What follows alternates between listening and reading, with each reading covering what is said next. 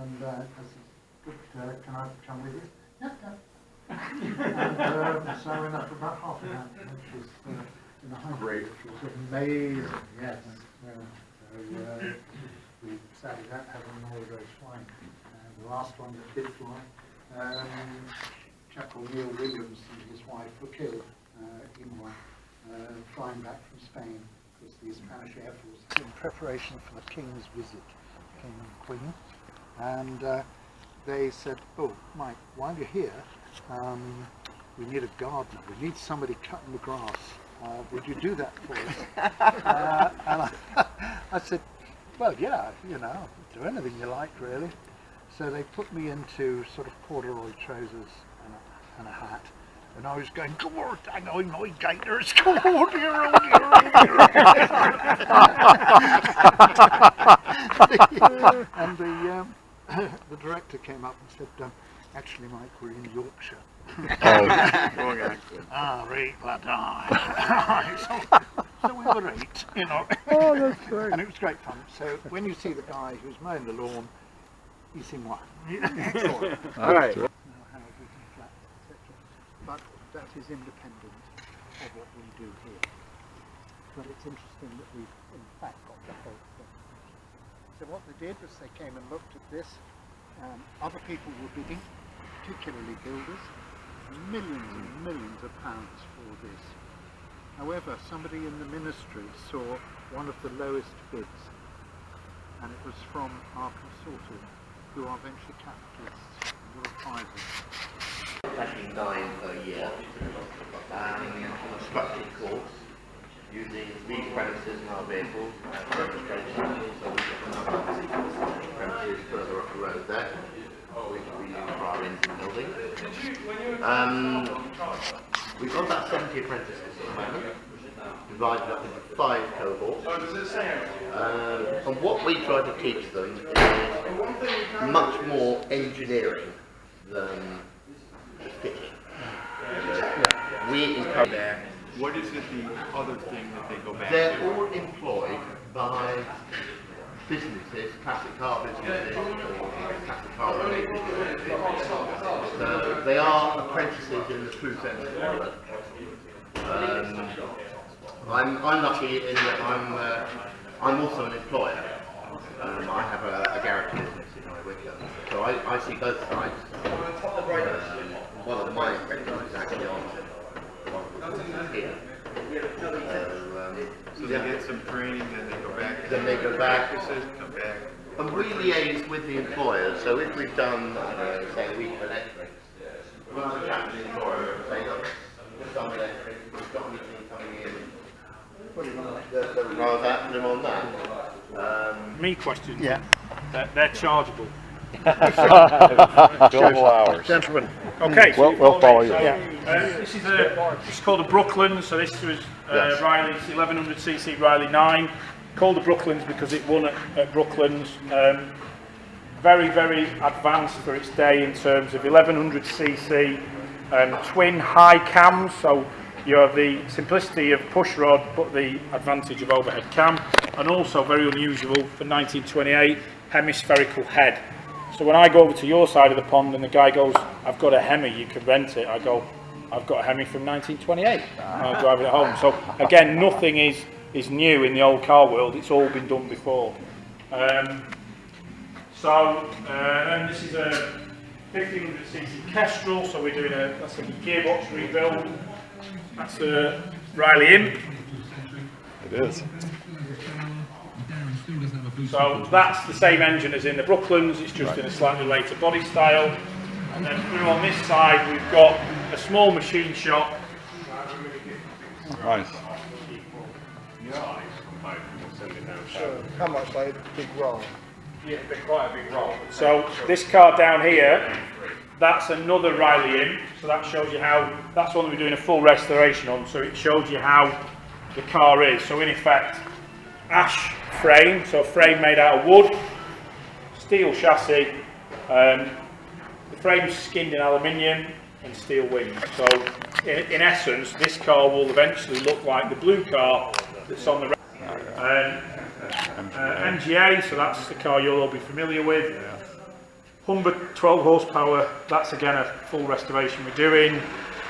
Pre-war Triumph, another Riley casting for a gearbox, and then this is a Riley RM, and that's a 4-cylinder Riley 9 there. So again, what you've got is, in essence, the engine and running gear in that is the same as was in the little tiny Brooklands in there. So this platform sharing that goes on now, where a Golf's the same as a TT, as a Skoda, as a this, it's going on in the 30s. It was the same thing. That has a much more boring body style on it and a less tuned engine than the Green Racer out there. So that's us, gentlemen. Excellent. Excellent. All right, enjoy the rest of your Thank tour. you so much. Can we get out that way? Yes, you can go straight out that way through the door and right. Yeah. Thanks. Keep up the good work. I will, all right. Well Take done. care. Yeah. No problem, see you soon.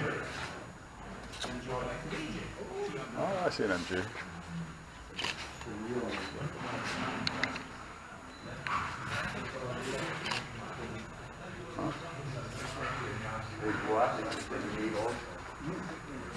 Yes, you can actually see that building, but they covered what were the doors there, which we've now removed.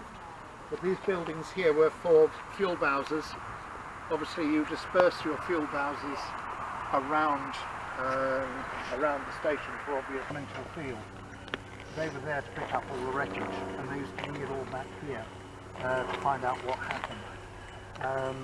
And so when I was here in the 70s, there used to be piles of wreckage out on the other side of the airfield, all sorts of aeroplanes.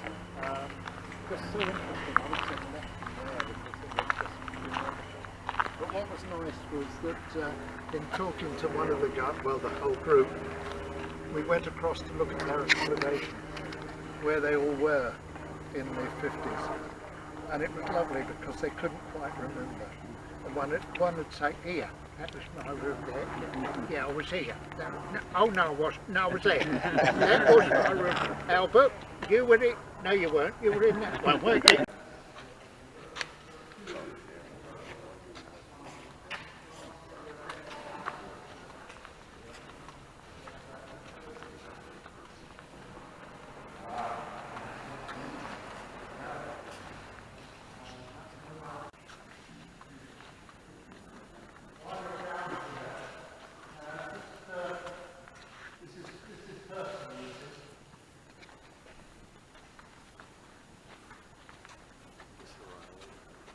Yeah, it's fine.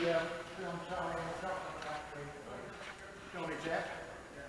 I drove number 2. It's meant to be a distribution centre.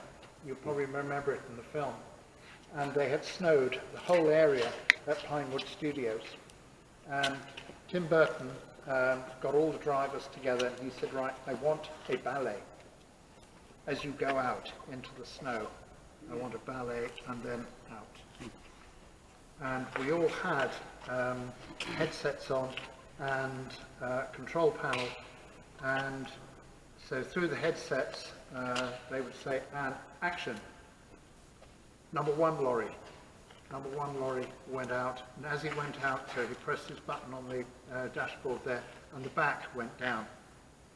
Number 2, which was me, I went out, pressed the button, and the back went down. Number 3, he was in reverse, he hadn't checked his gearbox, went smack straight into backwards into the Sept. By which time they couldn't stop us, we were out into the snow. Finally they did stop us, we were right in the middle of it. They had to clear the Sept. They had to rebuild what the guy had broken.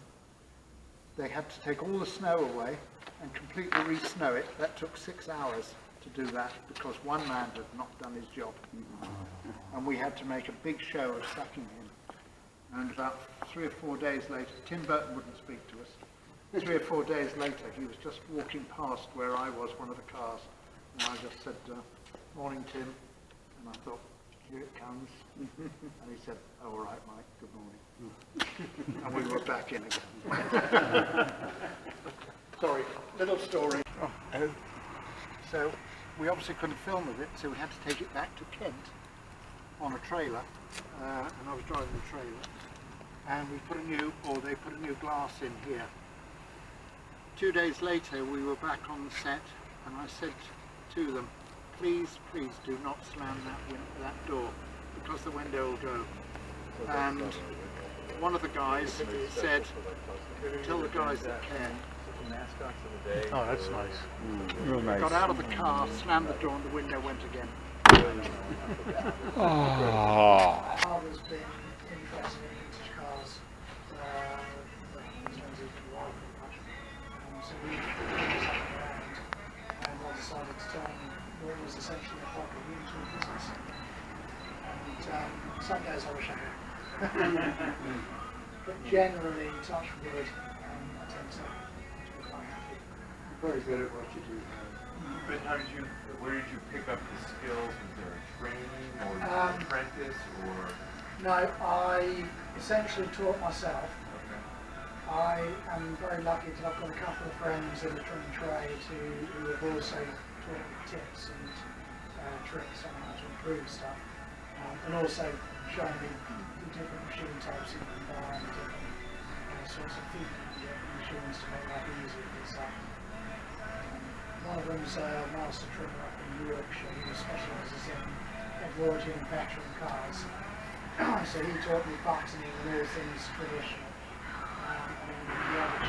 But they would also wrap them as well. That's what goes on. Yeah. But also they discovered that we needed a cafe here, which is great because all the mechanics and all the owners can all come and meet here for coffee, so they can exchange what's going on.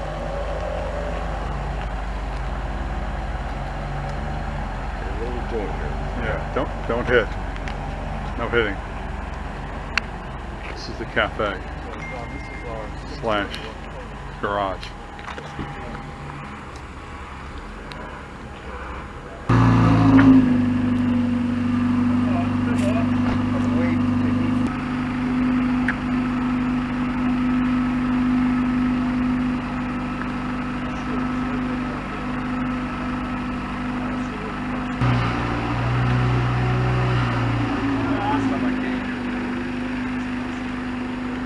Hard to get out, I bet.